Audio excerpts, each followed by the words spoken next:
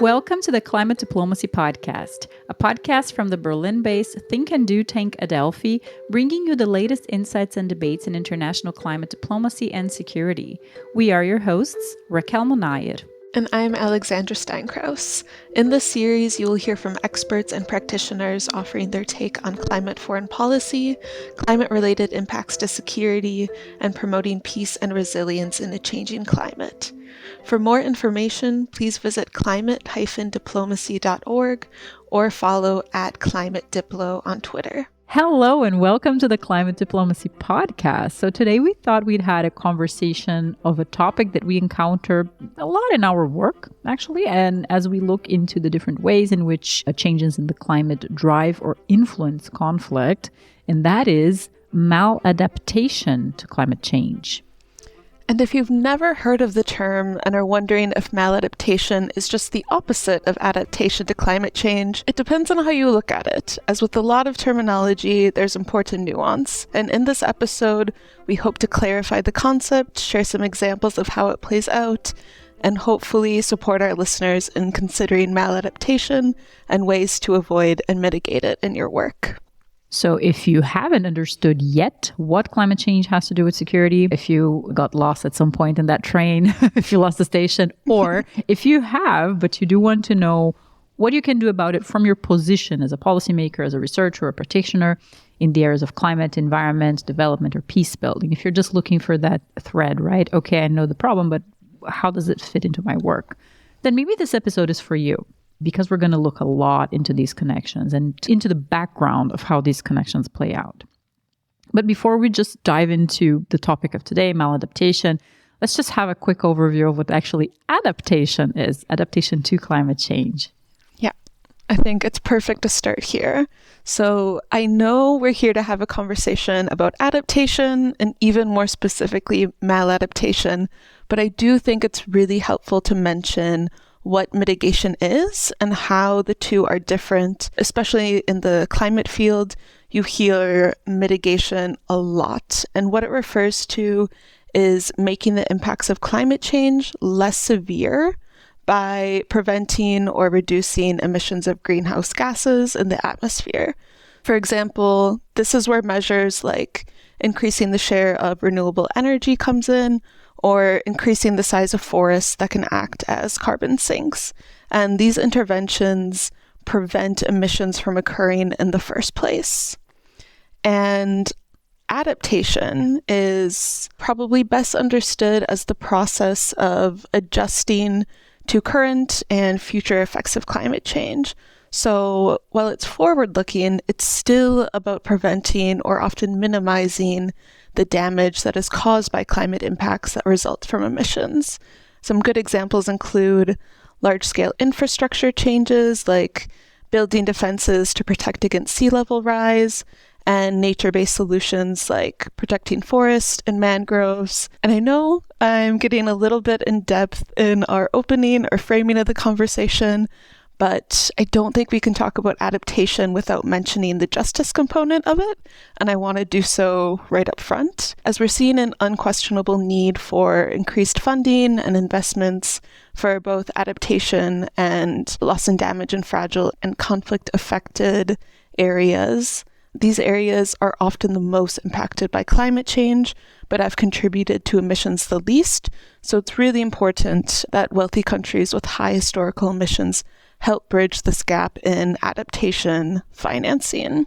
Good work, already setting the tone there for us to weave in the matter of justice from the start. That's a great point, and I hope we keep up with it throughout this episode because it's very relevant.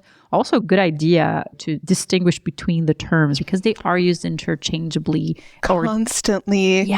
Or just together. Mitigation and adaptation. Yeah. It's all one word. It's not three. Yeah. But they're actually quite different. You're right. You're mitigating, you're trying to stop it, and you're adapting is like, okay, we couldn't stop it, or we couldn't stop these impacts from arising from it. I mean, we know that we are at that point where we can't just mitigate anymore. Things are already in process. You also have to adapt. You have to do both, but they are different. Yeah. Thank you for that. That was a great background.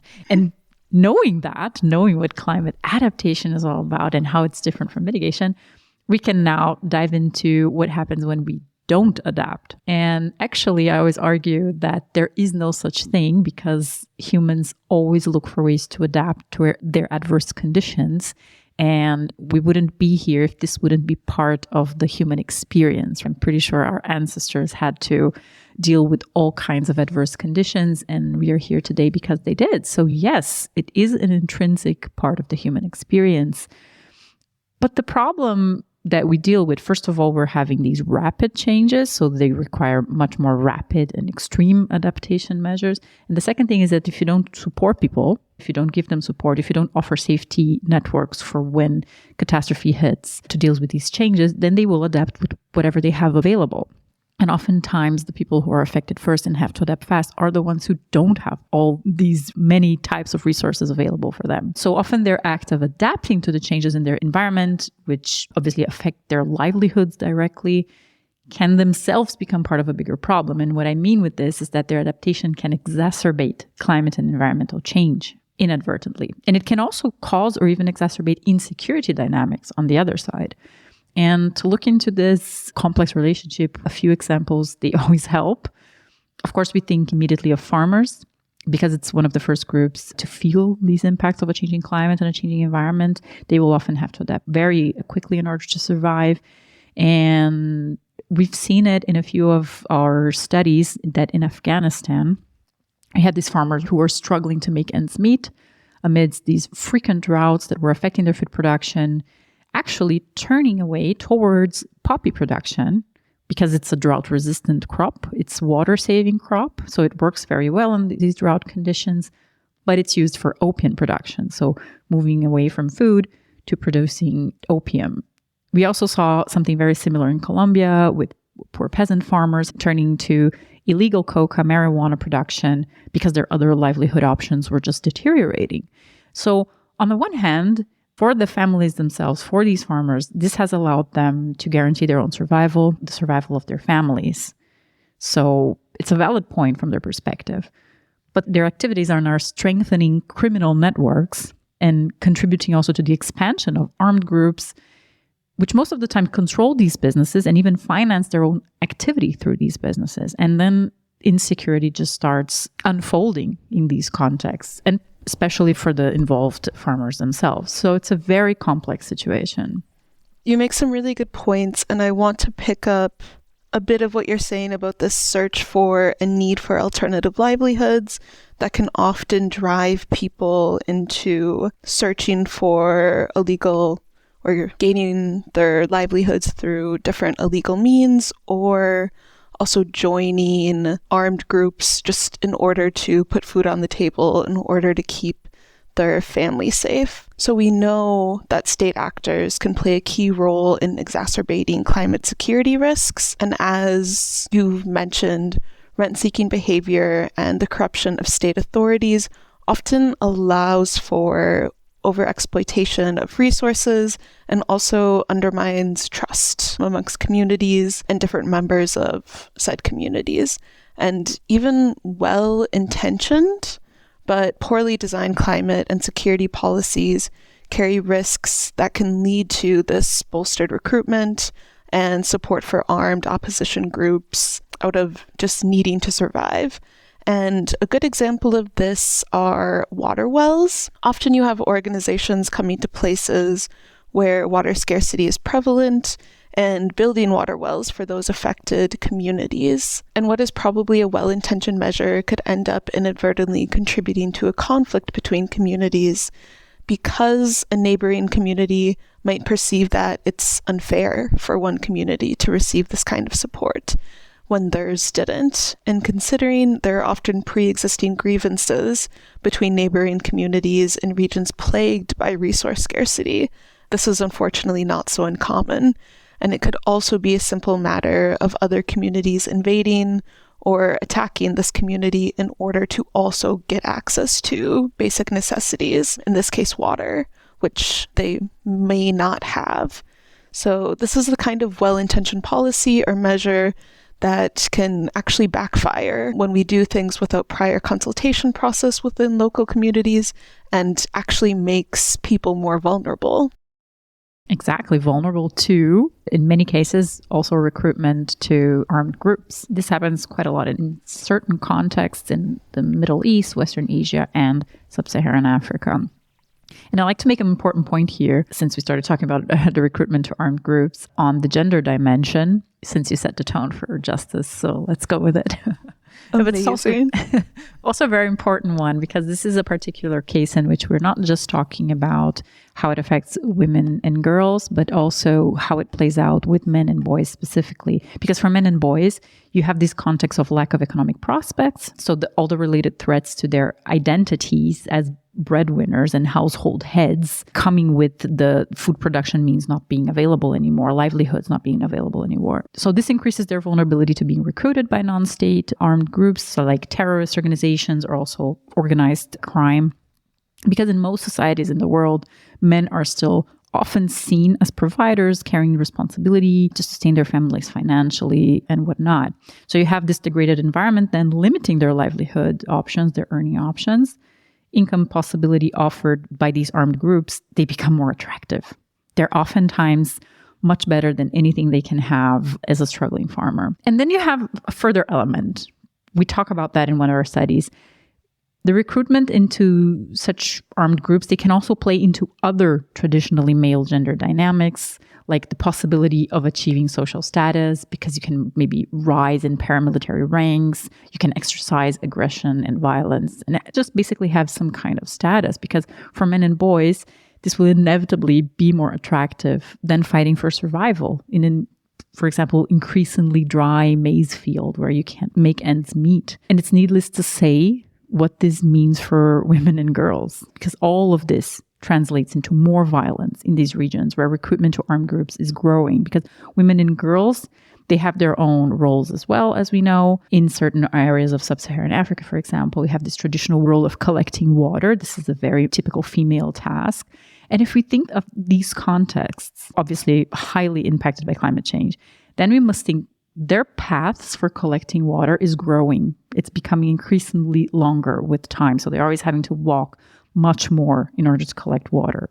And of course, besides the physical burden that this represents, it also increases the chances of these women and girls suffering gender-based and sexual violence in these paths. And they do every day. So it's a very grim picture there when we look at these dynamics. Water becoming more scarce, they having to walk more violent actors on the way. And this is just, difficult to imagine and difficult to talk about. Yeah, and really exacerbating a lot of these challenges that marginalized groups are already facing in so many of these contexts. But I'm really glad that we can weave this theme of justice throughout the podcast. That's nice when we can have these conversations between the two of us. And also for our followers to know this was completely spontaneous. We did not plan it. It's true. Sometimes it's just those kinds of months where, and I think this is the first conversation we've had between the two of us since I joined the podcast. So I'm very happy that we could so easily come to agreement upon a topic like maladaptation. Yes, it really is our first time. Yeah.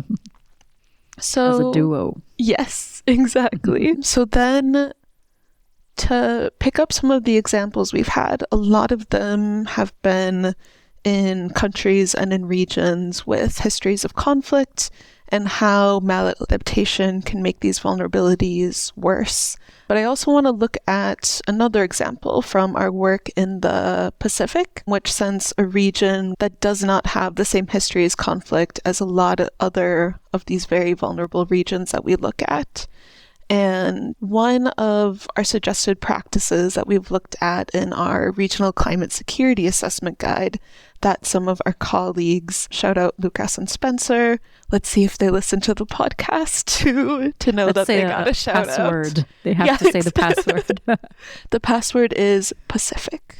Please message us on Zoom. But they've been putting together this assessment guide, and one of their suggested practices is actually avoid maladaptation and mitigation through climate, conflict, and culturally sensitive approaches. So looking a little bit at the solutions side of things and how we can mitigate some of these vulnerabilities, some of these threats.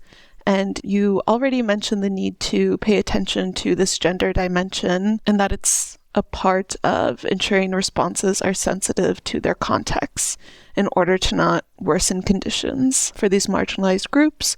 So really quick on these context-specific approaches, just to note to always be careful when taking into consideration always these cultural, historical, political, social, and environmental aspects in these regions when looking at climate and security policies. Totally. And consulting with them, not talking to them before implementing things. Exactly. Somehow working together. The step that is often jumped, and the most important one, to avoid conflict. Now, because as outsiders, even if you're well-intentioned, like we were speaking before, you can never know what can spark a conflict. You don't know the grievances that are already there before the onset of a program and the kind of problems that you can cause when you're just meaning to do something good. You really need to consult. So good point there. And also wanted to quickly emphasize, why do we look so much into maladaptation, so the negative side of adaptation, right? Because one could argue, let's just talk about adaptation and all the ways that we can do it and the resources that we can invest. And it doesn't make sense that we put our focus and our energy and our resources on creative adapted solutions. That does make sense for a while. And not just looking at risks and impacts, but rather what we can do about them, how we can solve this. But at the same time, I feel like it's important for us to talk about it because there's a lot of work still needing to be done in terms of creating the right narratives. And I mentioned in the beginning that humans always adapt one way or another to their changing environment. And while this is true, and this is absolutely true, I feel like this gets romanticized a bit too often. It's like people always adapt. They've adapted to much worse or to horrible wars and things. So we don't have to worry too much about it because they will adapt. But that's simply not true. They will adapt in some way, but at what cost? At what cost for themselves? And at what cost for society in general? It always leaves a scar. And I feel like we're jumping from era to era, from decade to decade, from century to century, carrying the wounds of things that happened before us. And we carry that throughout society. And if we don't plan, we will continue carrying. And we know about climate change and environmental change in details by now. We are at that phase of granular understanding. We know how it plays, the ways in which it's coming, how it will play out in the different areas of the world, in different regions, how it will affect the different groups. So why wouldn't we act on this? We need to really stop romanticizing the fact that humans are such great at adapting as if we don't have a problem. We do. We have a problem.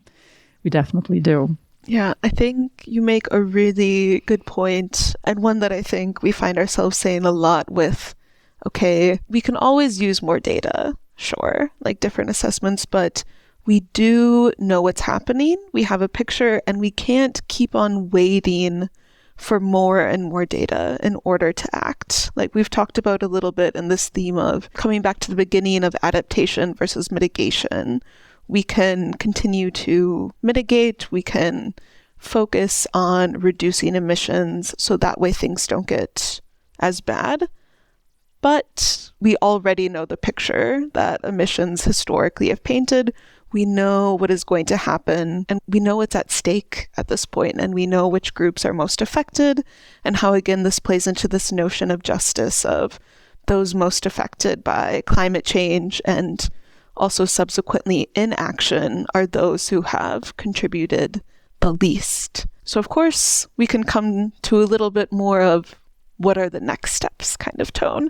So what do we actually do about this? We've had a lot of examples of adaptation gone wrong, and this shows us what happens when we don't prepare for the worst or prepare without taking these contexts into consideration. Of course, our focus should be on trying to avoid these climatic changes from happening or getting worse in the first place.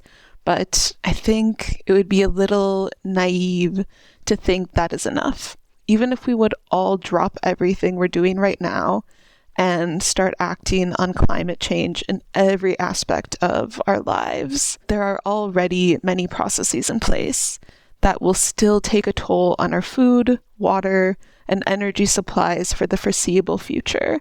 As unfortunate and unfair as this is, like I said, we know this is happening mostly in places where populations are most vulnerable and also the least able to adapt. So if you're a professional in the area of climate, environment, development, security, or peace, you likely have a role to play in helping to reduce these risks stemming from possible maladaptation. Yeah, for example, if you're a researcher, you can conduct risk analysis on these world's most fragile regions, both from the climate, environment, or the security perspectives, depends on what your focus are, because those that are acting, they really need to be based on localized data, not on just, oh, the climate is changing, but rather, how is it happening here? What are the consequences of acting in this and that area? And entry points and whatnot. If you're a policymaker, you can work on creating these socio-economic safety net plans for your vulnerable populations, right? Thinking about how risks affect your populations and what would be options to create safety nets for them to prepare for the worst case scenario. Or you're maybe a peace and development practitioner, which can do perhaps education work with affected communities. You can help leverage natural resource sharing and livelihood opportunities for building peace. So these are just a few examples. And if you'd like to get more insights on how climate risks translate into insecurity and also how maladaptation to climate change is wreaking havoc in the world's most fragile regions, you can take a look at weatheringrisk.org. The flagship project, Weathering Risk, I'm sure if you're a listener, you've heard many times about it. Hopefully you did. Is producing a number of risk assessments, and it's using localized climate and security data where you can get a good idea on the climate security situation in local contexts, but also on the recommendations and the kind of entry points that are available in these contexts for addressing the issues stemming from climate and environmental change. And additional measures to complement what you've mentioned about can also include using local, national, and regional experts on gender and gender-based violence, conflict prevention, and peace building, and climate analysis drawing on the respective communities of practice. So ensuring inclusion of all relevant stakeholders, like we said before, including those with disabilities, including youth and marginalized groups in different stages of policy and program design and implementation. I think it's important to note that these groups need to be involved in the decision-making processes from the very start. And even to know which groups should be involved, you have to know your context. It could be that you have some kind of traditional mechanism of peace brokerage already in place. You have this in some traditional local and indigenous communities. Oftentimes you need to have the elders of a community on the table. But you can't know this if you don't study, if you don't create consultation processes in which you will be informed. It's a big mistake. And I feel like this is something that has been dragging from a colonial period in which you believe you're bringing knowledge. But actually, if you're acting in a context that is not yours and that you're not completely familiar with, you actually have to receive knowledge first. Maladaptation in general is a really good example, like you've mentioned, how this can be really well intentioned, but in the end, it actually does more harm than good. Even missteps in these kinds of cases aren't neutral by default. It's not, oh, okay, what we implemented didn't work. Let's take a step back. You can actually cause real harm in these communities. So I think we've gone over quite a bit of what researchers, policymakers, a lot of individuals can do when going about their work in these contexts when they come across these kinds of topics. And before, unfortunately, we start to wrap up our conversation for today, I just want to touch a little bit on how multilateral initiatives can also address maladaptation and how some actually are. So if you have also listened to some of our last podcasts, you have probably heard about the Climate for Peace initiative from the BCSC episode when Alina and I talked about its launch. Hafsa also spoke about it during her podcast about the evolution of climate, peace, and security at the Security Council. And so no excuse for not knowing the Climate for Peace initiative by now. And if you're an avid climate diplomacy listener, you should know it. Yeah, and even Ben and Janani in the first podcast of the year. So it really has been the last 3 or 4. Oh, so pick up the tip that there's something very relevant cooking up there. Exactly. Ben and Janani are our heads of program in climate diplomacy and security. If you missed their podcast opening the year of 2023, do go back and listen. Yes. If this is your first time hearing about the initiative, then you have some nice commutes to listen to some really good content. So just as a reminder, I guess, but this initiative is spearheaded by Germany and the G7, and it addresses the gap between strong political rhetoric and action in the context of climate security, and it identifies learnings from shared experiences, good practices that can be scaled up, and also, of course, what should not be replicated in order to ensure that climate security programming and assessments actually meets the criteria for efficacy. And out of this initiative, there's also a 7-point agenda for action, and adaptation strategy is certainly a part of this. So one of the points, mobilizing climate and biodiversity finance for peace, calls for scaling up finance for adaptation in line with the Glasgow call to at least double the collective provision of adaptation finance from 2019 levels by 2025. So only 2 years from now. And the third point that I really want to hit on is climate security, risk-informed resilience, and adaptation. So this is about another word there needing resilience. Resilience. Yes. I can't believe we must have said it at some point in the podcast without even realizing we it. We dodged the bullet almost until the end. So close. We almost made it. So improving resilience and adaptation in the face of climatic and environmental change, as well as the wider security, economic, humanitarian, environmental, and societal challenges it creates globally by bringing climate security and environmental risk assessments, climate change adaptation, disaster risk reduction, and nature-based solutions into the heart of our operations, in addition to mitigation efforts, and also utilizing data-driven, science-based, and comprehensive multi-sectoral approaches and analytical insights. So this is a big crux of the initiative. Everything was in that last paragraph, a little bit of everything. So this is basically the summary of the episode as well, because it's also all of the things that we've touched on with data-driven approaches and making sure we actually move from talking about things, rhetoric, again.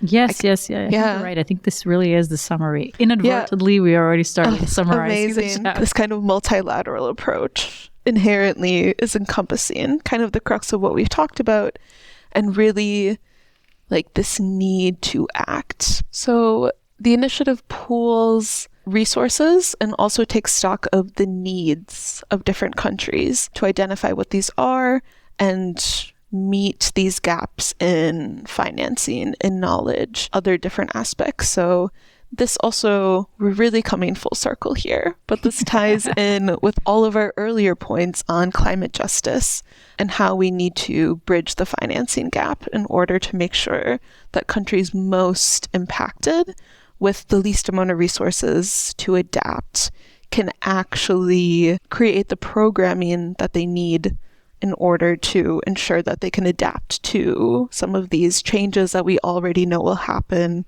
in the coming years, even if we really take action on mitigation at this moment. So I think when I look at these topics, adaptation, maladaptation, mitigation, it's a lot of words, and sometimes we paint quite a bleak picture at different points in the podcast. But I think it creates a big sense of hope to look at some of these new multilateral initiatives that are really taking the context into account and making sure that climate justice and some of these components are at the heart of their efforts. And again, they're not, like we've mentioned many times, doing things without speaking to people in these countries who work here, who work in those places on a daily basis, who know what communities need, and making sure that they're actually meeting those needs and having a positive effect and a positive change. Preach. Yeah.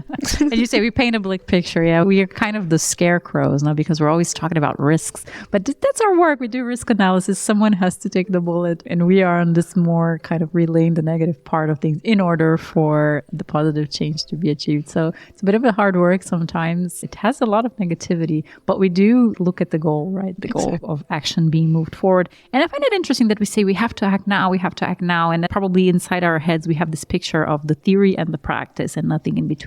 But actually, all these points that you are relaying right now, they are action.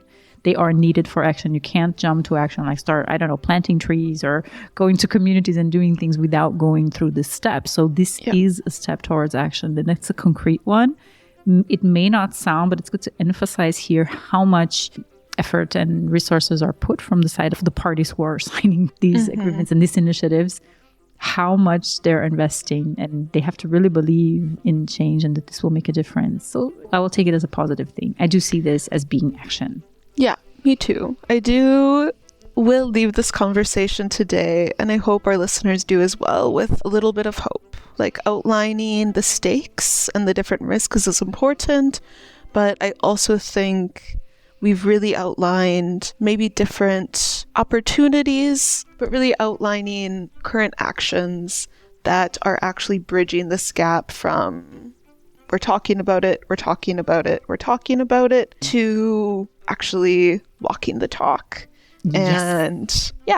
And may all of our examples on maladaptation just feed into, okay, so we really have to support people to adapt. Let's just do it. Let's not leave people to their faiths. Let us create these safety nets. That is the whole point on talking about maladaptation.